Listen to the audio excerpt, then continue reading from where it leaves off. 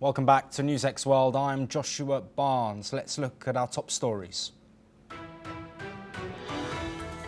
Donald Trump has threatened that he may raise tariffs on India substantially within 24 hours amid continued tensions over Indian purchases of Russian oil. India has remained staunch in its opposition in its position of prioritising national stability and security. Israeli Prime Minister Benjamin Netanyahu says that Hamas must be defeated for Israeli hostages to be freed. Meanwhile, the UN Humanitarian Office says aid in Gaza is still insufficient as Israel announces it is set to allow the gradual flow of goods into Gaza through local merchants.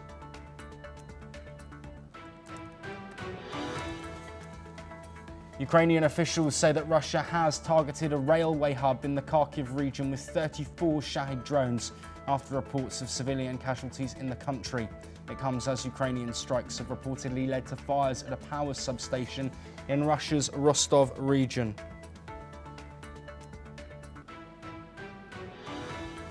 Meanwhile, Sweden, Denmark and Norway have pledged $486 million to a NATO project funding US weapons to be sent to Ukraine. NATO chief Mark Rutte says he is grateful for the support amid continued offensives in the war between Russia and Ukraine. This comes as reports suggest that the EU is preparing sanctions for China over allegations that Beijing is supplying drones to Russia secretly.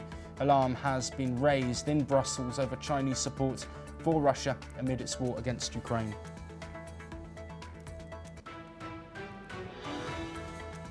US President Donald Trump, in a CNBC interview, has called Labour statistics antiquated and political. This comes after Trump fired the Bureau of Labour Statistics Commissioner over a jobs report that he called rigged.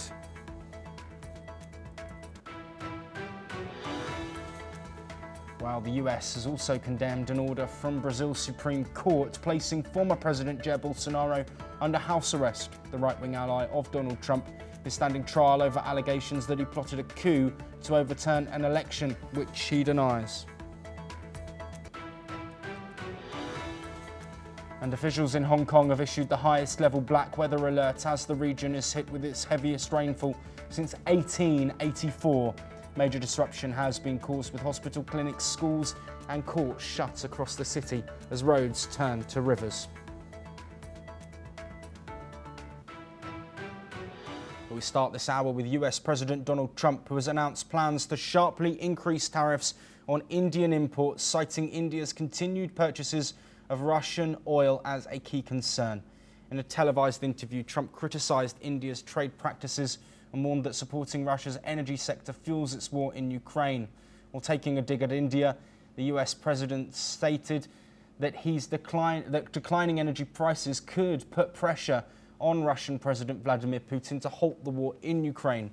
To quote him directly, he said that if energy goes down enough, Putin is going to stop killing people.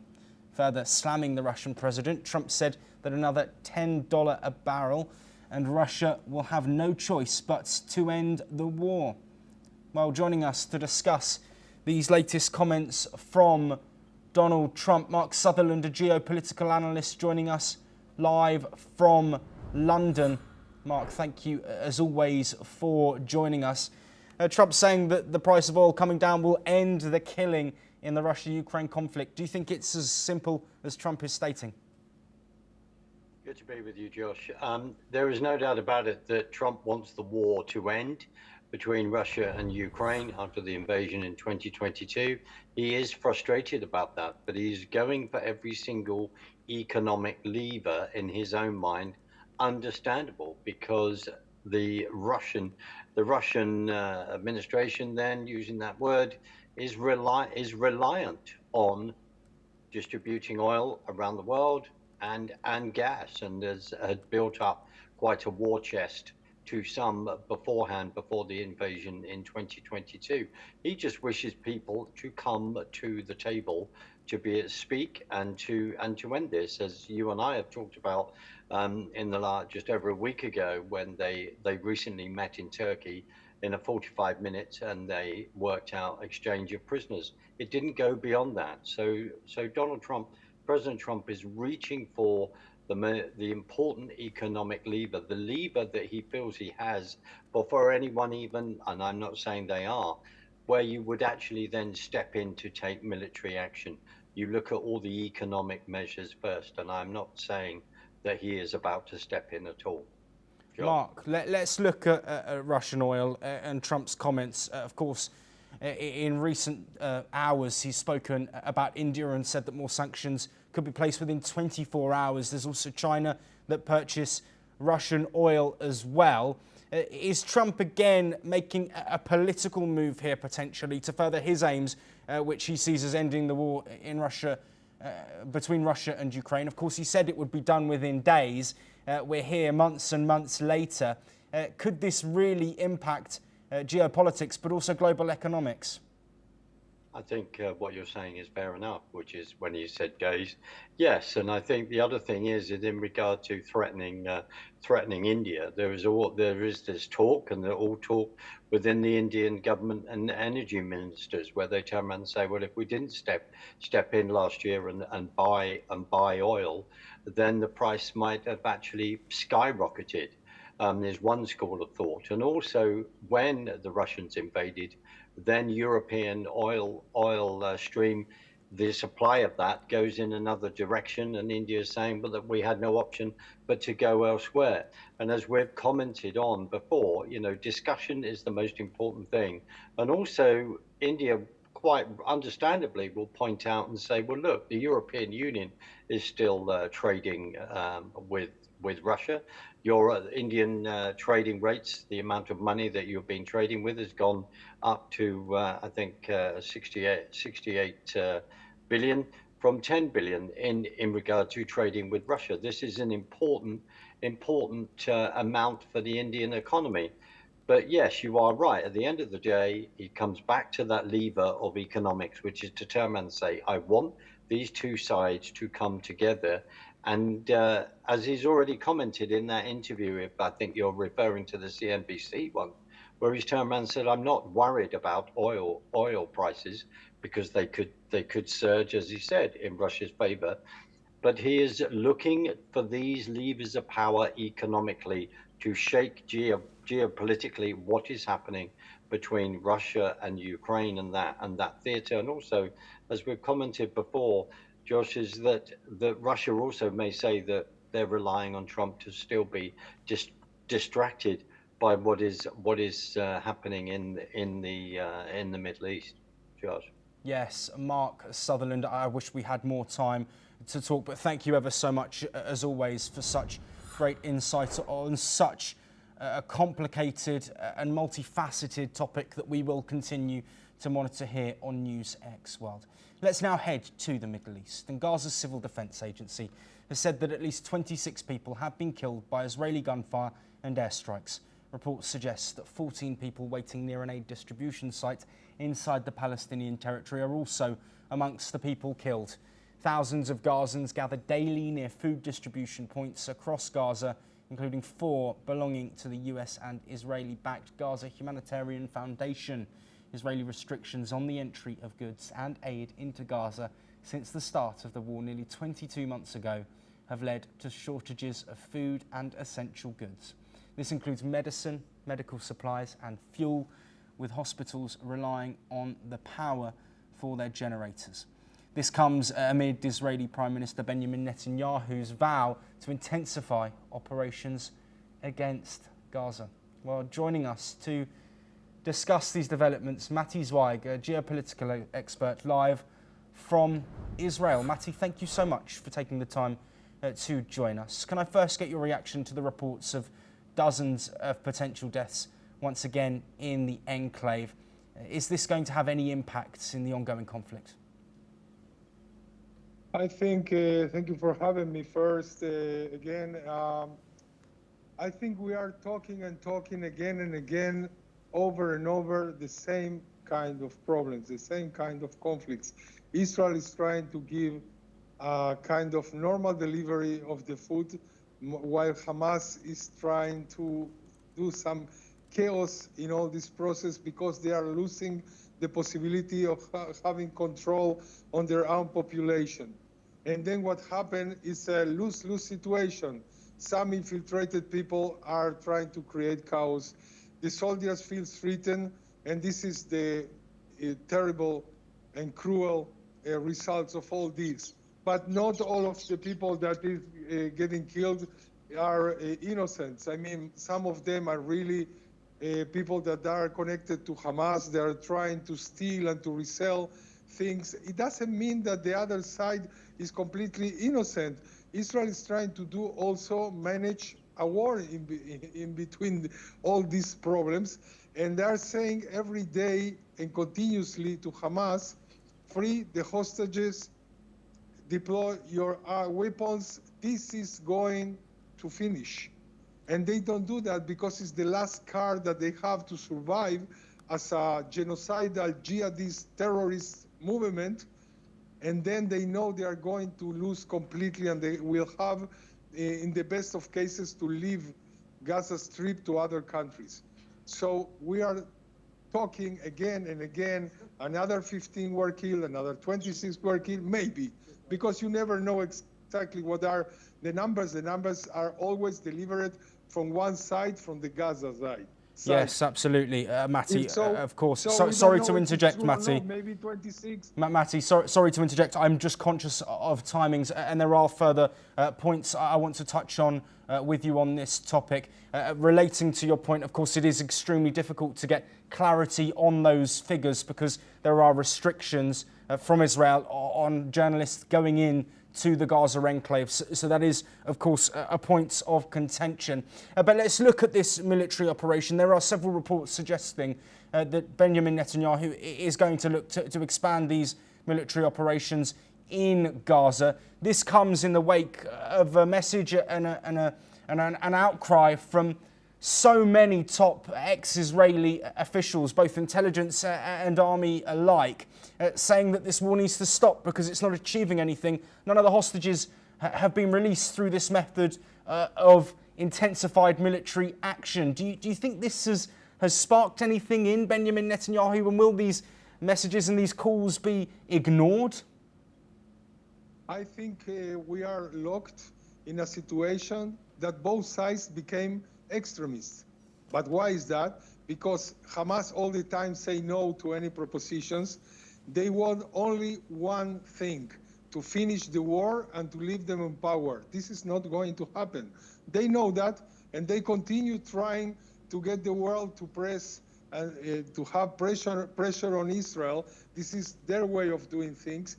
From the Israeli sides, when they say there is no solution, we have only one solution now, is to deepen our entrance with our military and to go more and more and to try to achieve control in all the Gaza Strip. And then both sides are, really playing for extremists, because then in Israel, the only voice that you are listening is just conquer all the Gaza Strip, and then we will control them, and then one day we will free the hostages.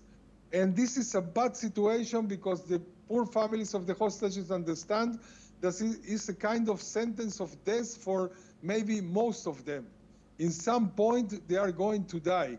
And the Israeli side say, look, but they don't want to free them, so we are always in this lose-lose situation that nobody wins. And it can be, Qatar as a mediator maybe should put more pressure instead of asking from everybody to put pressure on Israel, to put pressure on Hamas. So maybe something is going to change. In this way, all the liberal people, all the people that want peace and to continue living a normal life in Israel, their voice is not listened now. The extremists are talking in this, extremists, they touch themselves. Extremists always touch themselves. And this is what's happening in this moment. And this is a very bad situation. And even Trump is saying, look, if they don't want to listen, okay, go inside and control everything. This is bad for everybody, Yes. especially for the hostages, of course. Matty, yes, thank you for that insight. You are staying with us as we shift our focus now back towards Europe. Russia has suggested it could deploy intermediate range missiles after ending a self-imposed moratorium on producing or deploying the weapons. These weapons were banned for decades under a Cold War treaty with the United States. The Kremlin said that at the time it would continue to abide by a moratorium if the United States did not deploy missiles within striking distance of Russia. The move comes after Trump announced the deployment of 2 nuclear submarines in the region amid an online row with Dmitry Medvedev, Russia's former president. Meanwhile, Russia's foreign ministry said it was ending the self-imposed restrictions, with the Kremlin hinting that Moscow could soon deploy the previously banned missiles. Putin said last year that Russia should start producing mid-range missiles capable of carrying nuclear warheads. This came after the United States sent some launch systems to Denmark for training exercises. Russia has also accused the United States of sending the systems to the Philippines and Australia for drills. Well, Matty, thank you for staying with us. How serious could this be? Is this potentially an escalation that could impact geopolitics? It has 2 sides. My answer is going to have 2 sides, because from one side, every development talking about nuclear capabilities, moving warheads and things like that is always bad. From the other side, you understand that this kind of narratives and talkings has been for months, if not for already 2-3 years. And also the last year, you have the deployment of nuclear capabilities from Russia to Belarus. So this is not new. So what happened now is that Russia has declared that it no longer considers itself bound by self-imposed moratorium, okay, because it was a self-imposed thing, on the deployment of nuclear-capable intermediate range missiles. And this is a kind of warning that, of course, can potentially rise all the tensions that are between the big powers, between Russia from one side and Europe, United States from the other side, and all, in the frame of the war with Ukraine. And Lavrov said that he linked the decision because of the efforts of the US and the allies, of course, Europe, and to deploy in 26, not now, in Germany, for instance, the Typhoon or the Dark Eagle, that there are missiles that they are going to put them in Germany starting next year. And then the ministry itself, he knows that all these actors are destabilizing the situation, and this can carry a significant harmful consequences for everybody. And this is continuously these narratives of nuclear capabilities. Everybody knows that they exist. Everybody knows that they can be used. They know that can be used in a little way, like only throwing one atomic bomb, but it doesn't matter because one is enough to start World War III. And this is also the Russians understand. So it's not a high probability that this is going to occur, but who knows what is the real developments that they are going on in the ground, and what is really happening, and how is the limit of the Russians to say, okay, until here I finished, I will do a ceasefire, I will try to get my best. Yes. Or, Matty, sorry to interject. We have some big breaking news coming through. I'd like to thank you for your insights on both of those topics. That news that I just alluded to, Ukrainian President Volodymyr Zelensky says that he has spoken to US President Donald Trump. The Ukrainian leader has said that he discussed the sanctions against Russia with the US President. Zelensky also said that Ukraine has prepared draft agreements on drones with the US, ready to discuss in detail and then be signed. Of course, this conversation coming ahead of Trump's deadline for the 8th of the month that he has put in for sanctions on Russia, tariffs on third-party countries that are purchasing Russian oil, that including India and China. A meeting as well set to take place on Wednesday between Steve Witkoff, Trump's envoy, and potentially Vladimir Putin in Moscow. This is a real moment of potential turning point in a conflict that, as we've mentioned earlier in the programme, Donald Trump said would be done within days. The US position is clear, trying to end this war. Volodymyr Zelensky and President Donald Trump speaking ahead of that meeting between Witkoff and potentially Vladimir Putin. Moving on now, though, and India and the Philippines are friends by choice and partners by destiny. These were the words of Prime Minister Narendra Modi as Philippines President Ferdinand R. Marcos visited India. The visit came a day after the two countries conducted joint exercises off the Philippines coast. The two countries have reportedly signed 9 pacts, including on declaration and implementation of strategic partnerships. The talks also revolved around the armies, air forces and navies of the two countries and for cooperation on peaceful use of outer space. India and the Philippines are celebrating 75 years of establishment of diplomatic relations, and the two leaders released a postage stamp to commemorate the occasion. Let's now listen to what the two leaders have had to say about their strategic ties. Indo-Pacific क्षेत्र में शांति, सुरक्षा, समृद्धि और rule based order के लिए हम प्रतिबद्ध हैं। हम अंतर्राष्ट्रीय कानूनों के अनुरूप फ्रीडम ऑफ नेविगेशन का समर्थन करते हैं। अगले वर्ष फिलीपींस आसियान की अध्यक्षता करेगा। इसकी सफलता के लिए हम पूरा सहयोग देंगे। The economic sphere has been a steady engine driving our ties for 7+ decades. True to our strategic partnership, Prime Minister Modi and I have charged our economic teams to shepherd our commerce, now at the $3.3 billion in the last year, towards a continued upward trajectory and expanded baskets of goods. To this end, we have decided to expedite the work that we are doing to forge a bilateral preferential trade agreement. Well, joining us to discuss these meetings and these strengthening ties, Ambassador Mahesh Sachdev, a former Indian ambassador, joining us live from Delhi. Ambassador Sachdev, thank you very much for joining us. How significant could this alliance be for both India and, of course, the Philippines?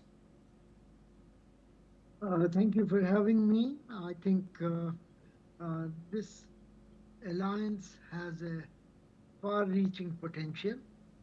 The 75 years of bilateral ties have been cordial and smooth, and the people-to-people contact, trade, etc. have grown. Now, the two countries have decided during the visit to raise the level to strategic ties between the two sides, which has its own meaning. 13 MOUs and agreements were signed, out of which at least 4 relate to defense. Air Force to Air Force, Navy to Navy, Army to Army, and Coast Guards to Coast Guard related ties are to be boosted, among other things. And one would also like to suggest here that the two... Hello? Hello, yes, we can hear you fine, Ambassador. Yes, that the two sides have to navigate the turbulent waters of international diplomacy. Earlier, Philippines used to rely on United States for its security. The treaty has been abandoned or substantially abridged. Bases have been surrendered in Philippines by US, and the United States and China are negotiating trade deal in great secrecy, and we do not know where would it all lead to. President Trump has been a bit equivocal about South China Sea situation, where Chinese claim to have 9-dash line as their seaborne boundary, which Philippines had taken to the tribunal under the UN Laws of the Sea Conference, and the tribunal had ruled in Philippines' favor, saying that China's claim does not have any basis in the international law. But to implement that particular ruling, Philippines would have to go to the UN Security Council, where China would have a veto. So it's a non-starter. Now, earlier President Duarte tried to play China against United States, tried to have best of relations between the two, but that didn't work out, and the Chinese aggressiveness on the bilateral border dispute has continued to exacerbate. So Philippines is looking for other anchors that would strengthen its position, and it finds India as one of such countries. Yes, absolutely. Sorry to interject, Ambassador Mahesh Sachdev. We are unfortunately out of time, but thank you ever so much for providing such great insight there. We stay in India now, and surging floodwaters and mud have swept through a village in Uttarakhand in India. A cloudburst has claimed at least 4 lives. More than 50 people remain missing. Let's now listen to the Principal Secretary of Uttarakhand, Chief Ramesh Kumar Sudhanshu, and see what he has said about the situation. जिलाधिकारी और SP जो हैं वो दोनों वहाँ के लिए रवाना हो गए हैं। निश्चित रूप से ऐसा प्रथम दृष्टया देखने से लग रहा है कि जान माल की क्षति के भी आशंका है। जो हमारी एसडीआरएफ है और साथ में एनडीआरएफ की जो है इनको भी टीम को हम लोगों ने रवाना किया है और पहले आकलन हम कर रहे हैं और जैसे ही पता चलेगा कि किस लेवल की क्षति हुई है। Well, workers are trying to free people trapped under debris and sludge. Video footage has showed floodwaters and mud crashing down a mountain, sweeping away houses and roads. Mudslide cleared through Darali village, burying homes. Uttarakhand District Administration Prashant Arya confirmed the deaths and said many have been rescued. This is what State Disaster Response Force Inspector General Arun Mohan Joshi has said. इसमें जहाँ पर भी लग रहा है कि जो भी एजेंसी जो है इसमें हेल्प कर सकती हैं, एससीसी जो है उसको क्लोजली कोऑर्डिनेट कर रहा है और सारी की सारी एजेंसी जिसमें आपको बताया, चाहे आर्मी है, चाहे आईटीबीपी है, एनडीआरएफ है, सभी की सभी टीम्स मौके पर पहुंच रही हैं और एक कोऑर्डिनेटेड तरीके से एक rescue work. While Prime Minister Narendra Modi has expressed condolences and said teams are working to provide assistance. Uttarakhand is prone to floods and landslides, which some experts attribute to climate change. Meanwhile, Uttarakhand's Chief Minister has held a meeting to discuss the situation and coordinate relief efforts. Well, joining us to discuss this devastating situation with deaths reported but many still missing and that number potentially rising, Ajit Kumar, the Managing Director of the Kushagram Foundation, who joins us live from New Delhi. Ajit, thank you for joining us. Of course, I wish we were speaking about something not so devastating as this. What are your initial thoughts to hearing the news of this cloudburst, which has led to homes being swept away and potentially 50 people still missing, with 4 reported dead? True. In fact, it's very sad to see that every year we are not only in India, it's like it's a national trend now, global trend. Everywhere, like you'll have few disasters, almost all countries, few disasters like this. And still we have not been able to learn the lessons. So this is very tragic. So many people missing, few people already have lost their lives. It's a tragedy for the entire, not only the entire family, for the entire country and the state and the world also. Yes. And every time we do the same mistake, building infrastructure which is unsustainable, non-sustainable, not eco-friendly, Yes, Ajit, we seem to have lost you there, but we are just showing some visuals now of homes being swept away by mudslides and water. Some extremely shocking and disturbing scenes. The information, of course, that we gave you, not just from Prime Minister Narendra Modi, but also key officials in Uttarakhand saying, of course, rescue efforts are ongoing. Our thoughts, our hopes and our prayers are with all of those families, loved ones and friends that are affected in this region and, of course, across broader India. That is, though, all that we have on this story for now and for the bulletin. But that is it for the programme. We'll be back soon with more of the latest international updates from across the world.